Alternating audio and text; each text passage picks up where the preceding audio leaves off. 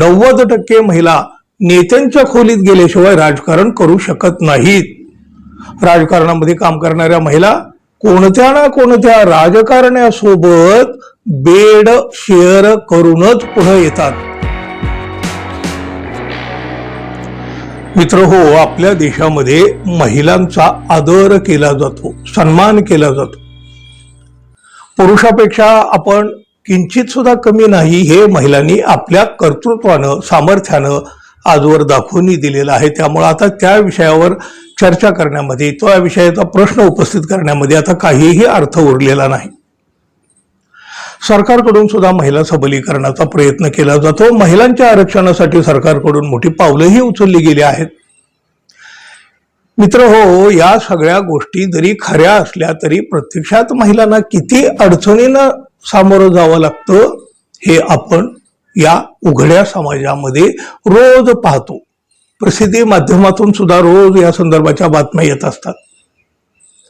महिलांच्या सन्मानाच्या गोष्टी या एकतर कागदावर किंवा मग त्या केवळ नेत्यांच्या भाषणापुरत्या उरलेल्या असतात। अहो, आपल्या या स्वतंत्र देशात आजही महिलेला एकटं घराबाहेर पडण्याची भीती वाटते। ही तर वस्तुस्थिती आहे।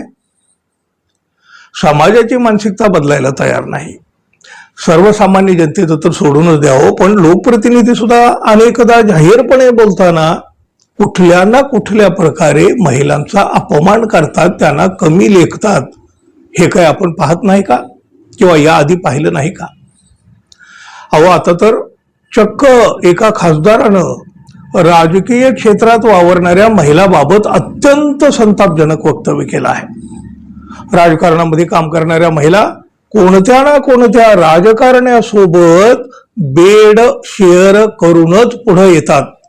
90% महिला नेत्यांच्या खोलीत गेल्याशिवाय राजकारण करू शकत नाहीत। दररोज सीसीटीव्ही फुटेज ही व्हायरल होत असतात। शाळा असो किंवा कार्यालय, प्रत्येक ठिकाणी महिलांचं शोषण होतं। अशी विधानं बिहारमधल्या खासदार पप्पू यादव यांनी केली। एक खासदार अशी विधानं करू शकतो हे जेवढं धक्कादायक आहे मित्रांनो, तेवढंच ते संताप आणणार आहे, चीड आणणार आहे। अहो, खासदारच असं म्हणायला लागले तर राजकारणात काम करणाऱ्या महिलाकडे पाहण्याचा समाजाचा दृष्टिकोन काय होईल? कोणी विचार करेल की नाही याचा?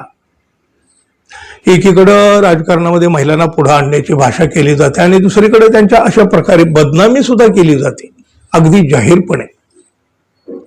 पप्पू यादव यांचं हे वक्तव्य महिलांचा आत्मसन्मान आणि सामाजिक प्रतिष्ठेला ठेच पोहोचवणारं आहे।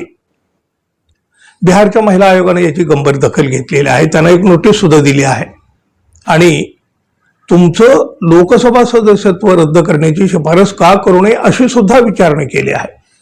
आता बघा त्यांच्यावर काय कारवाई होईल न होईल, अर्थात या पुढच्या गोष्टी पाहावं लागेल काय होईल ती, पण राजकारणातील महिलाकडे पाहण्याची त्यांची नजर कशी आहे हे मात्र यामुळं समोर आलं, उघडं पडलं।